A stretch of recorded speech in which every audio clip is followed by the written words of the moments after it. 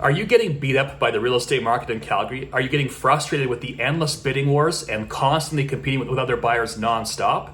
Are you tired of losing out on your dream home?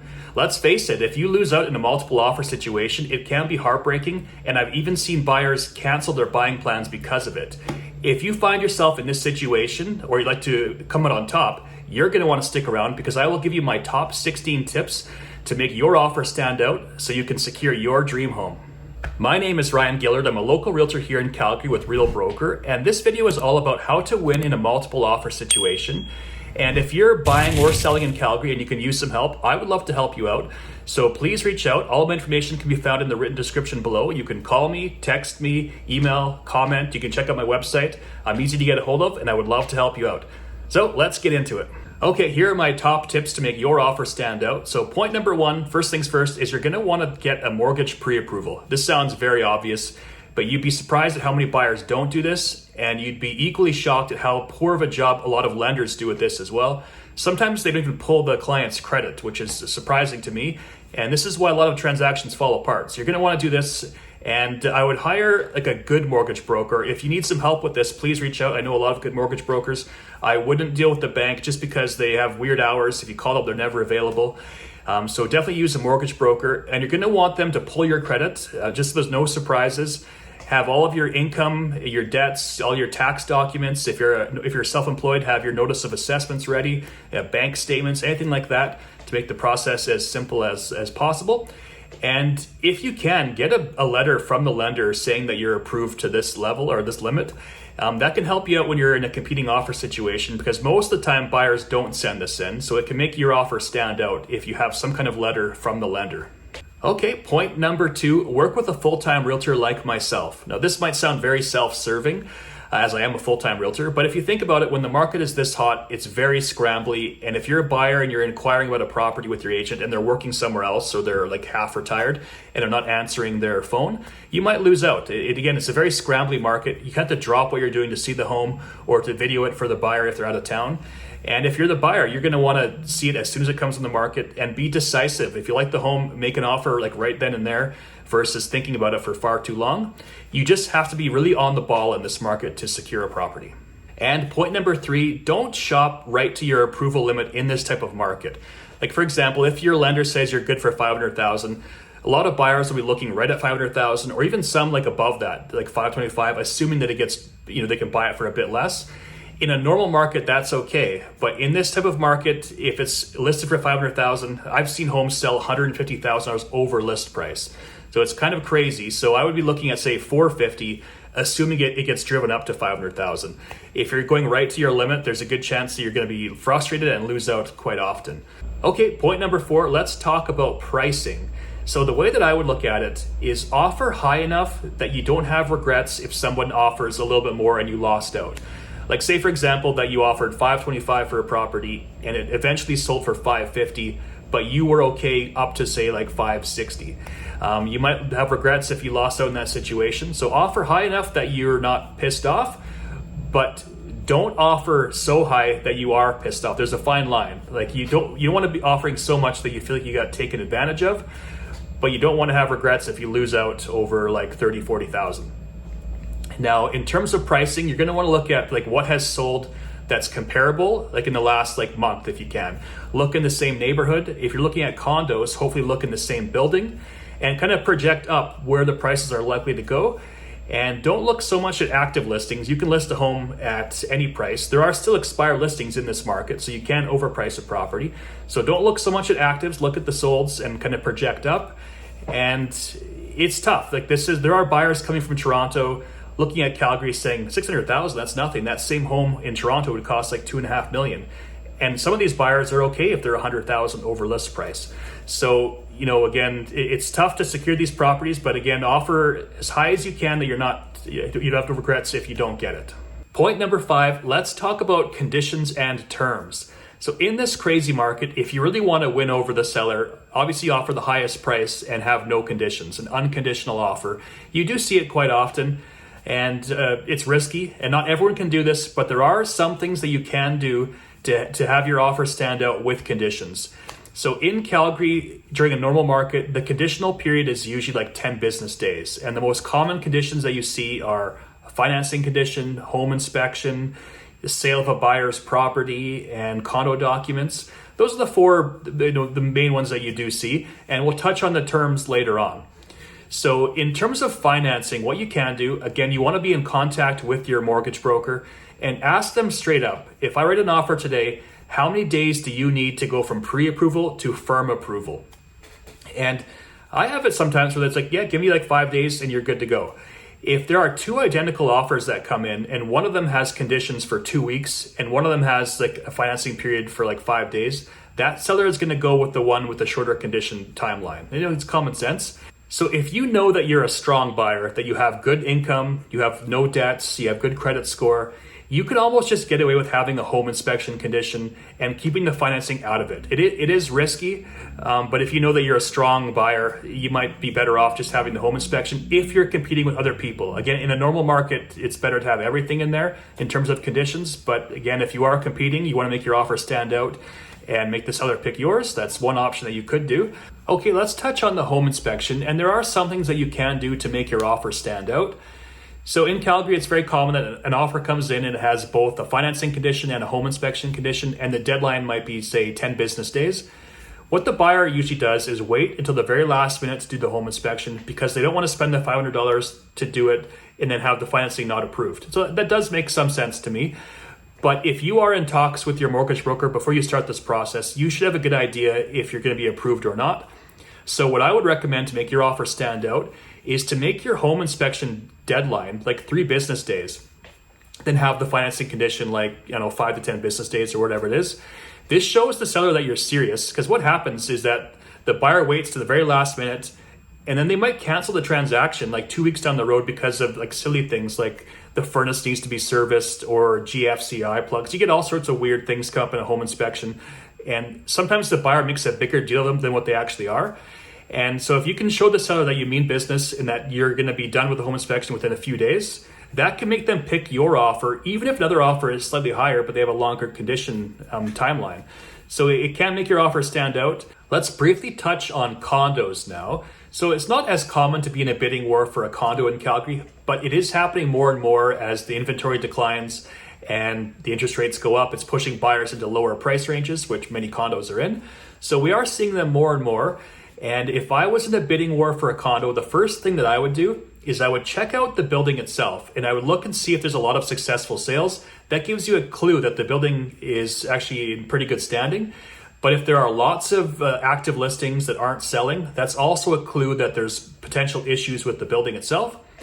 And I would also call up previous sales. So I'd call the listing agent and I'd ask if I could have their condo documents. So I get calls all the time, and I'm more than happy to provide condo documents for other buyers and agents. I don't like dealing with management companies, and I'm more than happy to provide them. And if you so if you're in a bidding war and you have all the condo documents in your hand already, and you can go through them, if they're all okay, you could actually get rid of the condo document condition and just have, like, say, a financing condition. And that might make the seller take your offer over someone else that hasn't done this. So it just gives you a step up over somebody else. I would still do your due diligence and analyze the condo documents, but if you have them in advance, it can put you in a better situation, basically. So let's briefly touch on terms. So in the contract, you'll see both conditions and terms. A condition has a deadline, like the home inspection has to be done before, say, July 15th at 9 p.m. And if you go over that deadline, the contract is dead. A term kind of goes along with the length of the contract. So it's slightly different. And a good example of a term is like professional cleaning. If the seller doesn't do professional cleaning with receipts given to the buyer before possession, there's a holdback of like $300, and that's given to the buyer. You'll also see like junk removal, furnace cleaning and servicing, fireplace cleaning and servicing, stuff like that. So a bunch of terms can pop up in the contract, which are generally good, they're useful. But when you're in a competing offer situation and your contract is filled with all these terms and someone else doesn't have these terms, you could lose out. So it's another thing to be mindful of. Like if you have professional cleaning in there and someone has the same offer, they don't have that will cost you the transaction. For like a couple $100, you could lose out. So it's just mindful to have a good, clean offer if you're in this type of situation. Point number 6, let's talk about possession. Now, this can be one of the biggest factors in the entire process. So in any market, not just the seller's market, I will always ask the listing agent what the seller wants for possession, just because I know a lot of buyers are flexible. And if you give the seller what they want in terms of possession, there are less, objections to get over. It makes the process smoother. And you can also use it to your advantage if you don't give them the proper or the correct possession for them. You can negotiate it. You can say, well, if you come down in price, I'll give you the right possession. So it's always a good tactic to know kind of what they want in terms of possession. And this can be so important that the seller might actually take an offer that has some conditions and terms, maybe even a lower price, but has the right possession date. So it's to your advantage if you're a buyer in this situation to be flexible on possession. And a lot of sellers know that, sure, it's very easy to sell their home, but it becomes a bit of a nightmare to buy a home in this market. And so they get a bit freaked out because they don't want to be homeless. So if you can offer them some sort of flexibility in terms of possession, you have a good chance of securing the property. So I'll just pull up a sale that I did back in the spring of 2021, where we actually had a clause, a term in the contract regarding possession, and it made them take our offer versus others. They were very similar at the time.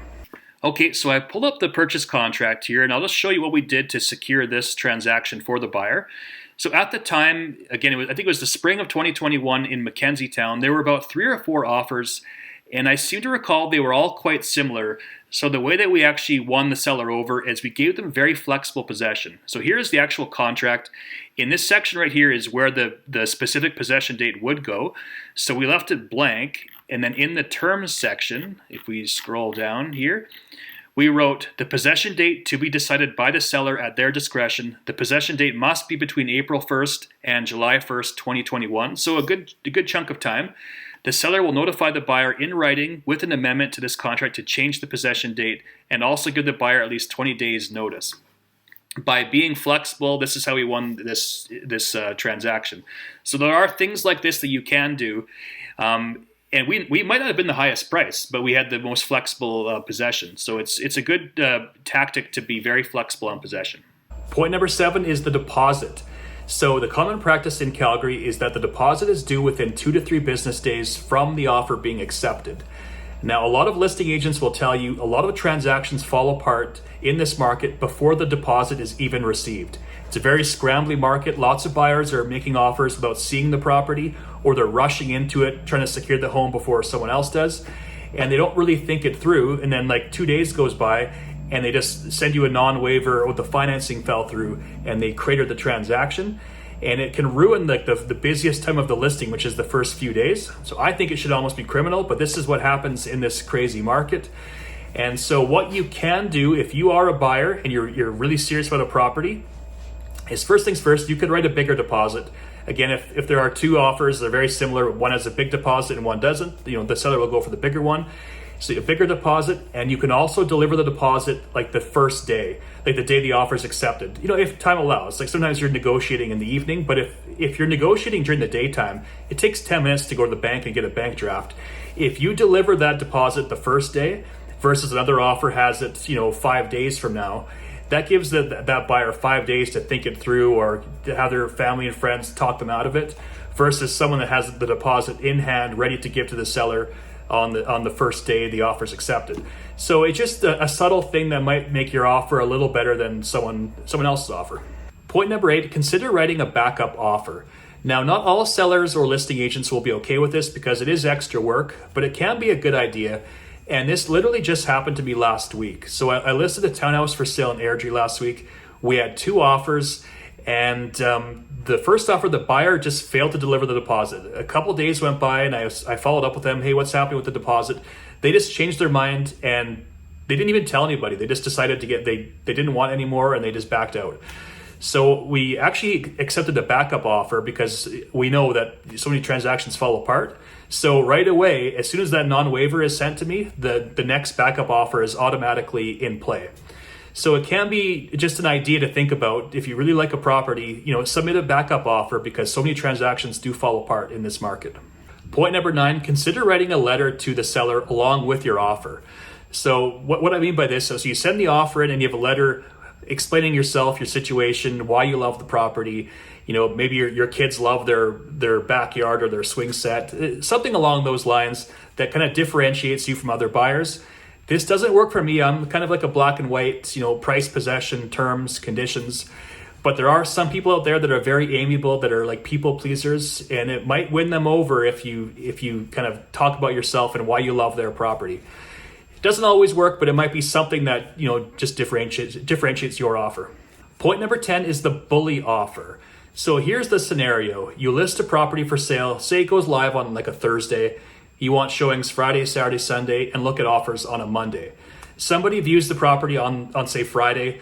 They write an offer, and their offer is only good until Friday in the evening. And they tell the seller, you know what, if you don't accept our offer today, our offer is off the table and we're going elsewhere. And if you come back to us later on, our price is lower. Stuff like this. They try to pressure the seller into taking the offer, and it puts some doubt in the seller's mind.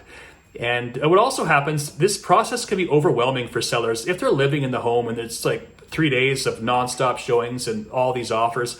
It can be a bit much. And so some sellers, they actually give in, like, you know what, this is a good offer, we're happy with it, let's just take it and be done with it. And you see it play out all the time, because you'll see this on the MLS. We're looking at offers a few days from now, that all of a sudden the listing just goes, it goes from active to sold, and a lot of the buyers couldn't even get a chance to see it. So it does happen quite a bit. A lot of sellers, they're just happy with the offer that they see. It's unconditional, and they don't really want to wait and keep having showings and stuff like that. So if you are a bit aggressive, you can win sometimes with a bully offer, that I call it. I'm not sure that's the correct term, but if you are aggressive with your offer, sometimes you can persuade the seller to taking it. And point number 11, maybe consider tenant-occupied properties and overpriced listings. Now, normally I wouldn't say this because they're both a bit problematic, but in this market, you have to think outside the box. These two types of properties don't get nearly the same traction as properties that are priced well or vacant or owner-occupied, and they can sit around the market for a while, and you might get lucky. I just did a possession a few days ago, and it was a tenant-occupied property. If that home was vacant or owner-occupied, guaranteed that there would have been multiple offers and it would be hard to secure. We lucked out. There's lots of junk in the home, but behind that you could see it was still in fairly good shape. And we got it at a decent price. We even had professional cleaning as a term, and the buyer lucked out. So this can be one option. And for the overpriced listings, I'm not saying that you should overpay for the property, but these listings sit around the market, and the seller might consider an offer at a reasonable price. Lots of people mistakenly believe they should list high to leave room for negotiation. This hardly ever works, but in this market, it might work out. You might be able to get it for market value, and it might be just sitting around the market waiting for someone like yourself that's willing to make an offer. So not the best strategy, but it could be something to look at if you're scrambling to find a property. And point number 12, avoid brand new listings. If you're a buyer and you just don't want to compete with others in this market, stay away from brand new listings. The first few days of a listing's life has all of the interest, lots of showings, lots of offers, bidding wars. All the craziness happens in the first few days. If a listing can get to like 10 days on the market, there's a good chance that it's just you looking at it and you're not competing with other people. And it can be very frustrating. This happens to me all the time. There's not much inventory, so all of these buyers are on auto searches. They see a home, they drop what they're doing to view it, they write an offer, and they lose out, and they're waiting for the next brand new listing to come on the market. It's like a circular pattern, and I tell buyers to wait all the time. If it's like this and they keep losing out, just wait. But if you want to avoid multiple offers, stay away from brand new listings. And point 13, like I just mentioned, wait. Our market is very cyclical. It repeats itself over and over again. It's July the 7th, and so we've just passed the busiest period of the real estate market in Calgary. The spring market until the start of the summertime is the busiest period. It should slow down for July and August, and then it'll pick back up from September to say like mid-November, and then it'll really drop off from late November until say February. This happens every single year. So if you're a buyer right now and you keep losing out, just wait a month. I bet you August it'll be a lot slower than it is right now. It seems to happen this way every single year. And nothing wrong with waiting. If you're flexible with possession, that's one option that you might consider. Point number 14 is the escalation clause. So what this is, you'll get an offer that'll say our price is X amount higher than the nearest competitor up to a certain price point. And usually they'll want evidence of the other offer that they're competing against. And so this just happened to me in Strathmore a few months ago. I sold my parents' property and we had 3 or 4 offers, and the one that we took was unconditional and they had an escalation clause, but they weren't the highest price. So we went back to them and said, we blacked out the names of the contract and said, we'll take your offer, but you need to be X amount higher than this offer right here, which they accepted, and then we sold the property that way. So it can be an interesting way to secure a property. Point number 15, don't submit your offer right away if you can avoid it. Now, why I say this is because a lot of listing agents are also showing their own listings, and they might use your offer against you if they have it in their inbox for like a day or two. A lot of buyers will specifically target the listing agent as well because they feel they can get a better deal that way, which is not necessarily the case, but it does happen. Now, this can also backfire because sometimes the listing agent will say in the MLS that we're looking at offers, Tuesday at 9 p.m. and it's Sunday. And all of a sudden the listing goes from active to sold because the seller got overwhelmed and they took an offer they felt was good enough, and everybody else that was waiting to view it or waiting to submit offers, they've lost out. So you can lose both ways. You can lose by submitting too early, and you can lose by not submitting early enough. So there is no right answer, but what you can do is keep in contact with the listing agent and just ask them to keep you in the loop. And the last point here, point number 16, don't get attached to the outcome. Things can go sideways really quickly in real estate. So this applies to everybody, the listing agent, buyer's agent, seller, or the buyer. Don't get attached to the outcome. Don't get excited until keys are released. Things can go sour during the showing process. They can go sour during the conditional period. Shit happens in real estate, so do not get excited until keys are released on possession day. Okay, we're just about to wrap up here. Now, this video has been from a buyer's perspective, but if you are watching this and you are a seller and you like to put people into this position to put their best foot forward and have like unconditional offers, I've got 2 videos that can help you out here. The first one, how to sell your home quickly, which you can access right here. And the second one is how to prepare your home for sale, which you can find right here.